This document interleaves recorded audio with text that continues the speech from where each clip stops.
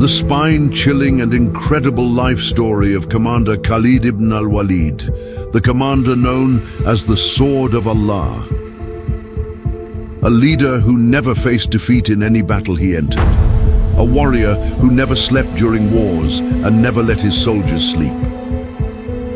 A soldier whose body is filled with sword scars, one of Islam's greatest devotees. A genius commander who fought 100,000 soldiers with an army of only 3,000. The invincible leader, the Sword of Allah, Khalid Ibn Al-Walid, may Allah be pleased with him, who broke 9 swords in a single battle. A commander who defeated the greatest empires of Byzantine and Sasanian. The true life story of Khalid bin Walid, one of the greatest heroes in the spread of Islam. Let's share his message with more people around the world. Subscribe to the channel, leave a comment, and hit the like button to support. If you're ready, let's begin. The Eastern Roman and Sasanian empires had been in a hard fight for years. While the rest of the world focused on the moves of these two great powers, signs of change were blowing in Arabia, a region mostly unnoticed. This time, swords were drawn not for land or wealth, but for faith. The Muslims, under the leadership of Prophet Muhammad, and the Meccans, led by Abu Hakam, engaged in a significant battle for their beliefs. Relatives from both sides fought against one another. Some leaving behind their fathers, others their brothers. After the Battle of Badr, nothing would ever be the same. The Meccans were shaken by the great victory achieved by the Muslims in the Battle of Badr. Like many of his kin, Khalid was still reeling from the loss and was deeply concerned about his brother Walid, who had gone missing on the battlefield. Contrary to all expectations, the Muslims, who until just a few years earlier could only gather secretly behind closed doors, achieved a big win in the Battle of Badr. Having been not allowed to live freely because of their faith, the Muslims left their homes and possessions behind in Mecca and migrated to Medina. Over the next 2 years, these people who were rebuilding their lives in Medina managed to form an army under the leadership of the Prophet Muhammad. Against all odds, they stood their ground against Abu Hakam, better known in history as Abu Jahl. Khalid learned that his brother Walid had been captured by the Muslims and was being held prisoner. Traveling to Medina, Khalid paid the ransom to secure his brother's release. However, during his captivity, Walid had come to know the Muslims closely, and faith had already started to grow in his heart. When Khalid heard of this, he was deeply shocked. The two brothers would part ways for now. Yes, Khalid ibn al-Walid would find himself stuck between Mecca and Medina, between Islam and idolatry, trying to find his way. Now, to fully understand the story, let us turn to Khalid's family and his early days. Khalid was born into a noble and warrior family in Mecca. He was the son of Walid ibn al-Mughira, a prominent leader among the idolaters. Following the tradition in Mecca, Khalid ibn al-Walid, may Allah be pleased with him, was sent to live with a family in the desert after his birth, where he could grow up in a clean and healthy environment. At the age of 5 or 6, he returned to Mecca to live with his family. His father, who placed great importance on his son's upbringing, instilled in him values such as heroism, courage, and generosity, qualities admired by all Arabs. From a young age, Khalid was taught to take pride in his noble lineage, which was considered significant among the Arabs. Due to the duties carried out by his tribe, Khalid learned to ride horses and master the use of weapons like bows, arrows, spears, shields, and swords. He also trained in leading cavalry units and maintained a strong physique through physical activities.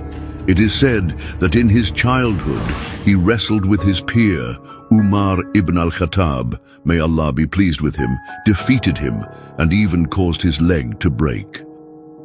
Khalid Ibn Al-Walid grew up in a warrior family, experiencing the harshness of the desert storms and learning the language of the stars and the hidden paths along mountain slopes. He was raised to be a warrior capable of carrying his father's legacy. Until he embraced Islam after the Treaty of Hudaybiyah, Khalid ibn al-Walid fought on the side of the Quraysh. After accepting Islam, he served under the command of the Islamic State. This is the story of Khalid ibn al-Walid, who found himself at a crossroads between two cities and two beliefs. 3 months after the Battle of Badr, Mecca held immense geographical and strategic importance. Even before Islam, it was the religious center for many Arab tribes, the intersection of trade routes, and the home of the Kaaba. This significance made Mecca even more valuable for the idolaters. As those who engaged in trade, they gained substantial political and economic power. However, the Muslims' victory at Badr dealt a heavy blow to the privileges of the idolaters. On the way back to Mecca, something unexpected happened. During his captivity, Khalid's brother Walid, may Allah be pleased with him, had the opportunity to learn about Islam and had embraced the faith. Angry at this revelation, Khalid confronted his brother saying, "If you've become one of them, why did you make us pay a ransom? Do you have no respect for the memory of our father? Look at the situation you've put us in. You must abandon this immediately." Walid replied, "I have already abandoned it, Khalid, and the more I let go, the more my inner voice guided me to this path. God willing, one day you too will let go." Khalid often spoke of fighting for his honor and lineage, while his brother Walid argued that such things were temporary. Muslims were forbidden from entering Mecca, but thanks to Khalid, Walid was the only one allowed to come and go freely, despite being a Muslim. Because of Khalid's influence, no one dared harm him, and Walid could enter and leave Mecca safely. According to the plan, Walid was to rescue 2 companions who had been held captive during their migration to Medina. However, Khalid had his brother thrown into the same prison as them. Khalid couldn't silence the conflicting voices within himself. A year had passed since Badr, and the Meccan army was once again preparing for war to seek revenge and secure their trade routes. The messengers of Prophet Muhammad, peace and blessings be upon him, soon delivered the news to Medina that the Meccan army was preparing for battle. After consulting with his companions, the Prophet, peace and blessings be upon him, decided not to remain defensive, but instead to confront the Meccans at Uhud. At that time, battles in the Arabian Peninsula typically lacked strategic planning. However, Prophet Muhammad, peace and blessings be upon him, introduced a new vision to the region, delivering a decisive lesson to the Meccans at Badr. Yet, Khalid, reflecting on his experience at Badr, remarked, "I considered the possibility that they wouldn't be in Mecca. I witnessed their intelligence on the battlefield. Their victory wasn't by chance. They anticipated our moves and defeated us." With this in mind, Khalid devised a different strategy. When they arrived at Uhud, the Meccans numbered 3,000, while the Muslims were only 700. However, the Muslims had arrived earlier and positioned their forces strategically, giving them an advantage. The battle began, and Khalid left the main army to search for an alternative route. Eventually, he found a path behind Mount Ainain, but Prophet Muhammad, peace and blessings be upon him, having analyzed the area meticulously, had placed archers on the hill to secure the position. Suddenly, the archers appeared from the hill and began striking down Khalid's cavalry, making it clear that this was a trap. At that moment, the same intelligence that had been feared at Badr was once again evident. The battle was turning in favor of the Muslims. However, as the Muslims began rushing to collect spoils of war, the archers abandoned their positions on the hill. Seizing this opportunity, Khalid maneuvered his forces around the Muslims' rear and changed the course of the battle. The Muslims were surrounded on both sides, and the focus shifted from fighting to protecting the Prophet, peace and blessings be upon him. The tide of the battle turned against the Muslims. Wahshi martyred Hamza ibn Abd al-Muttalib, may Allah be pleased with him. Musab ibn Umair, may Allah be pleased with him, was also martyred. And one by one the Muslims began to fall. Their only option now was to retreat. After the battle, something shifted within Khalid. Seeing the mistreatment of the bodies of the Muslim martyrs, he said, "I received my brother unharmed, but we cannot even endure their dead." He stared blankly at the aftermath of the battle. Disbelief has not changed, even in this century. The same atrocities inflicted on Muslim martyrs' bodies back then continue today. Yet, from among their ranks, more Khalids will emerge. They too carry merciful souls, and with their conversion to Islam, many things will change. Let's return to our topic. When Khalid returned to Mecca, Walid and the other two Muslim captives had escaped. Khalid's strength had not been enough to keep his brother detained. One of the most significant events in Islamic history was the Treaty of Hudaybiyah. The ongoing battles between Mecca and Medina came to an end with the signing of this peace treaty. Within 2 years after Uhud, the Muslims had gained complete commercial and political dominance, leaving the Meccans with no option but to agree to the treaty. This agreement granted the Muslims the right to perform Umrah and played a vital role in spreading their religion far and wide. Khalid Ibn Al-Walid narrates, "When the Messenger of Allah, peace and blessings be upon him, came to Hudaybiyah, I led the cavalry of the idolaters and set out on the road.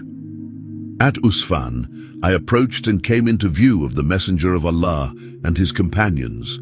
The Messenger of Allah was calmly leading the Dur prayer for his companions. We considered launching a sudden attack on them, but it didn't happen, and it turned out for the best. The Messenger of Allah, peace and blessings be upon him, must have sensed what was in our hearts, because he led the Asr prayer as a prayer of fear, Salat al-Khawf, for his companions. This affected me deeply. I thought to myself, this man must be under Allah's protection." When Khalid returned to Mecca, he was torn by conflicting thoughts. The following year, when the Messenger of Allah, peace and blessings be upon him, came to Mecca for Umrah, Khalid avoided him and did not witness his entry into the city. It was as if Khalid was battling something within himself. He said to his companion, "I have been fighting Muhammad from the very beginning, but in doing so, I lost my brother first, and now my faith." When Khalid was alone at night, no matter how far he went from Mecca, that voice never left him. The truth, which he had feared to face, was now right in front of him. It was time to return to Mecca. Upon his return, Khalid received a letter from his brother Walid. "My brother, the Prophet, peace and blessings be upon him, asked about you." I said, "Allah will bring him. How strange it is for someone like you not to know Islam. I wish you could show your courage and valor on the side of the Muslims against the idolaters. This would be so much better for you. My brother, you have missed many opportunities. Do not miss what awaits you now." After reading the letter, Khalid realized that while he could not change the past, he could change himself. The idea of embracing Islam had matured within him, and the Prophet's peace and blessings be upon him, kindness toward him, despite everything that had happened, deeply affected him. Khalid recounts, "As I prepared to go to the Messenger of Allah, peace and blessings be upon him, I wondered who might accompany me on this journey. I came across Safwan ibn Umayyah and explained the situation to him, but he refused my offer. Then I met Ikrimah ibn Abu Jahl, and he too declined my invitation. I returned home, mounted my animal, and went to see Uthman ibn Talha. I told him that I intended to go to the Prophet, peace and blessings be upon him, to embrace Islam, and invited him to join me. Without hesitation, he agreed. At dawn the next day, we set off together. Khalid's embrace of faith and journey to Medina. When they reached a place called Hadar, they encountered Amr ibn al-As, who was also on his way to Medina to accept Islam. Together, they continued their journey and eventually arrived in Medina. Khalid dressed in his finest clothing and prepared to meet the Messenger of Allah, peace and blessings be upon him. At that moment, his brother Walid came to him and said, "Hurry, the Prophet, peace and blessings be upon him, has been informed of your arrival, and he is overjoyed. He is waiting for you now." Khalid entered the presence of the Messenger of Allah, peace and blessings be upon him. And when the Prophet saw him, he said, "Have you not come too late, Khalid? We have been waiting for you for so long because you are a man of great potential and faith." Khalid replied, "Here I am, O Prophet of Allah." The Messenger of Allah, peace and blessings be upon him, said, "From now on, you will be one of the swords of Allah. You will neither rise for oppression nor rest in it." In the presence of the Prophet, peace and blessings be upon him, Khalid recited the Shahada, testifying to the oneness of Allah and the prophethood of Muhammad.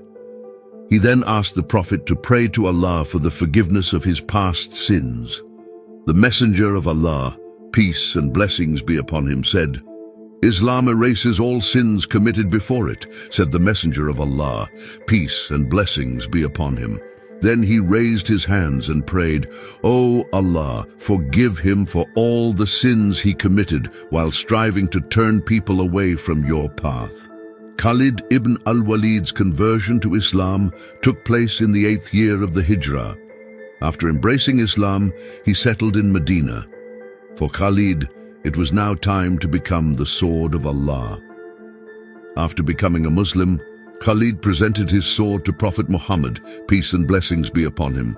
However, the Prophet said, "This sword has served against Islam until now. From this moment on, your sword is needed for Islam."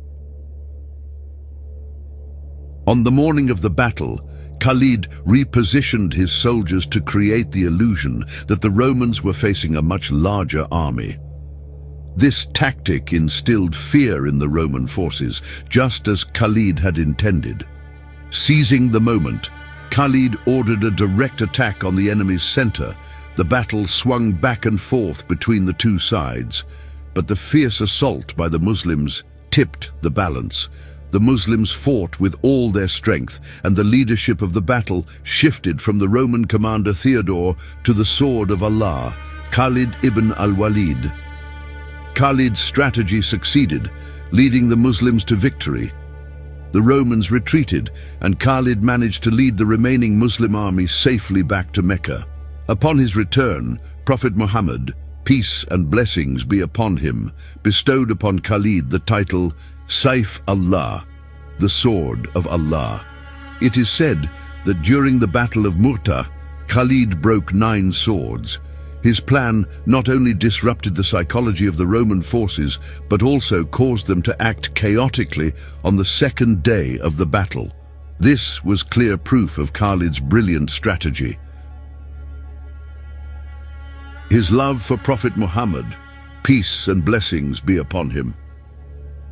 One day, the Prophet Muhammad, peace and blessings be upon him, was trimming his beard. The companions present were sharing the trimmed hairs of the Prophet, peace and blessings be upon him. The great commander Khalid Ibn Al-Walid was also there. Khalid took a small portion of the Prophet's hair and beard and placed it in his turban. Wherever he went, he would carry this blessed strand with him. In every battle where he carried this sacred hair, he emerged victorious.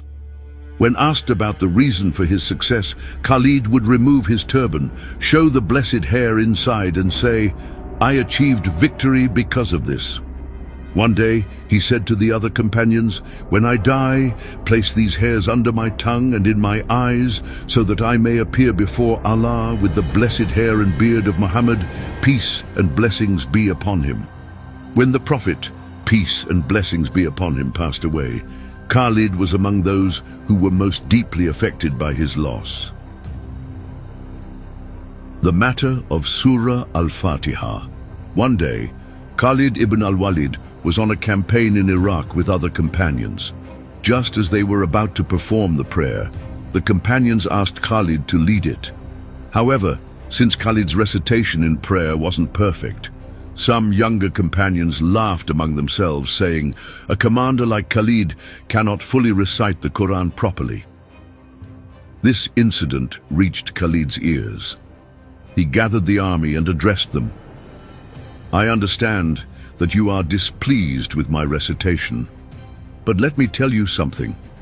I once went to the Messenger of Allah, peace and blessings be upon him, and said, 'Take this sword from me. I no longer wish to use it. I want to sit at a Quran stand and learn to recite properly.' But the Messenger of Allah, peace and blessings be upon him, said, 'No, Khalid, you will take this sword and tirelessly continue from one campaign to another.' What could I do? I would have loved to sit and become a memorizer of the Quran like you, but from one battlefield to another, leaving behind my bed, I never had the time to learn Quran the way you did. So, tell me now, what was I supposed to do?" Through his campaigns, Khalid managed to bring Syria, Persia, and Iraq under the rule of the Islamic State within just 3 years. He dedicated the remainder of his life to conquests and the spread of Islam. At the age of 47, Khalid was present during the conquest of Mecca. Throughout his life, Khalid Ibn Al-Walid, may Allah be pleased with him, participated in over 100 battles and never lost a single one. Khalid was not only known and revered in the Islamic world, but also recognized globally for his unparalleled military victories. The removal of Khalid ibn al-Walid by Umar, may Allah be pleased with him, during the caliphate of Umar ibn al-Khattab, may Allah be pleased with him, Khalid's presence drew great attention. Whenever Khalid went somewhere, people would come out onto the streets just to watch him. Over time, some Muslims began attributing their victories in battles not to Allah, but to Khalid ibn al-Walid.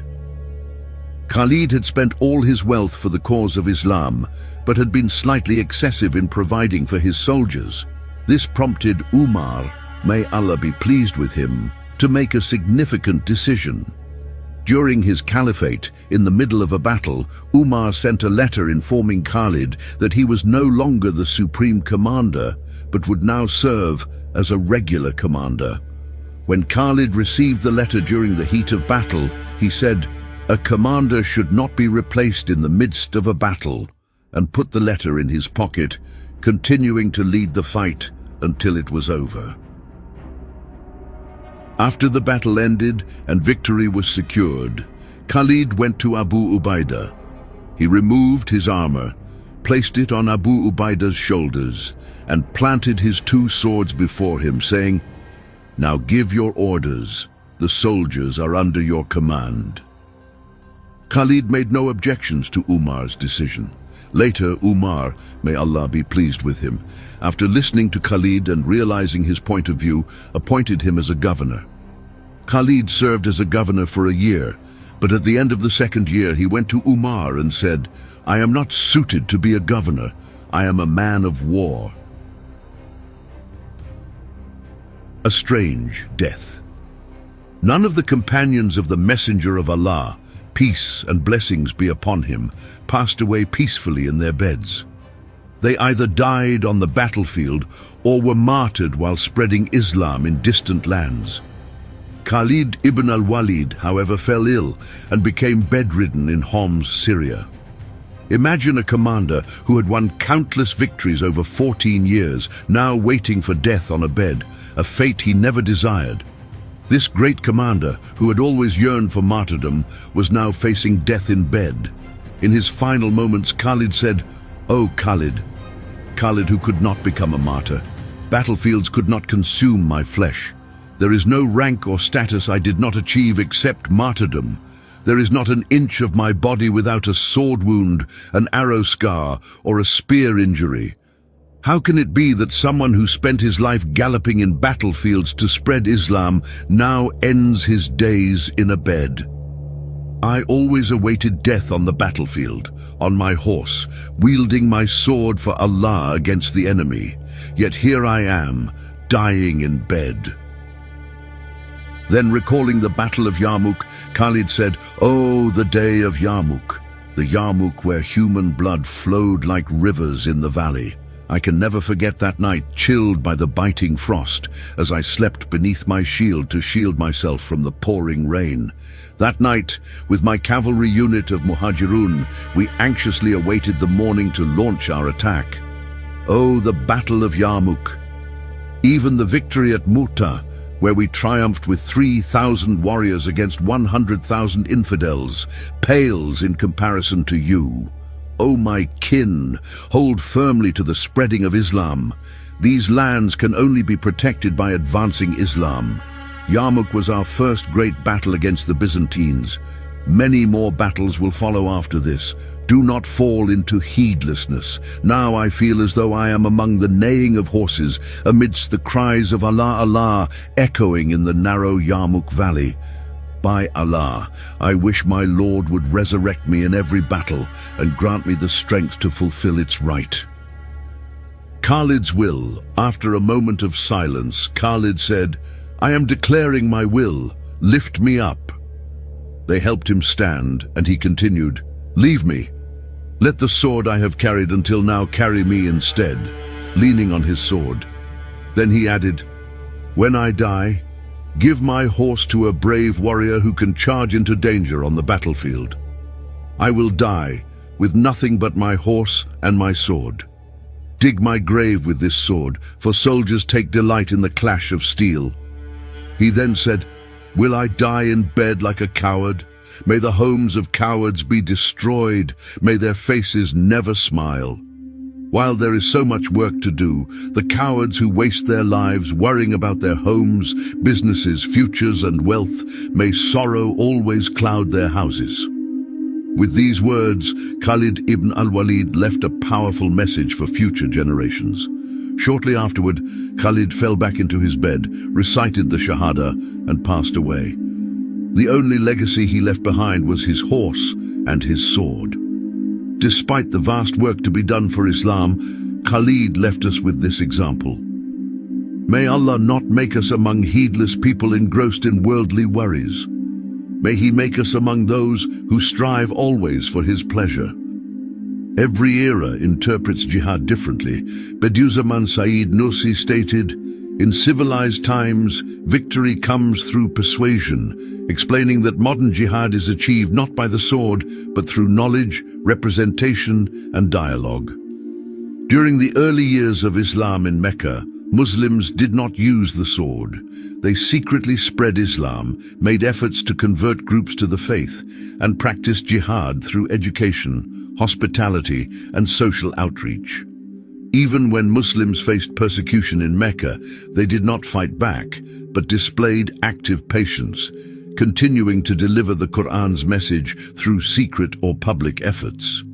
Today's conditions resemble the Meccan period of Islam. Muslims are powerless and vulnerable. Fighting today would be nothing short of suicide. Conquering disbelief through war and swords is not possible in these times. It is crucial to strive by living and embodying Islam, inspiring others to embrace the faith through persuasion. Otherwise, Muslims risk becoming pawns of so-called jihadist groups funded by entities like the United States and other nations, as revealed in WikiLeaks documents. Muslims must avoid falling into such traps, instead focusing on education and socializing with their communities to win people over. Greetings to the Khalids of our time. Assalamu alaikum wa rahmatullahi wa barakatuh.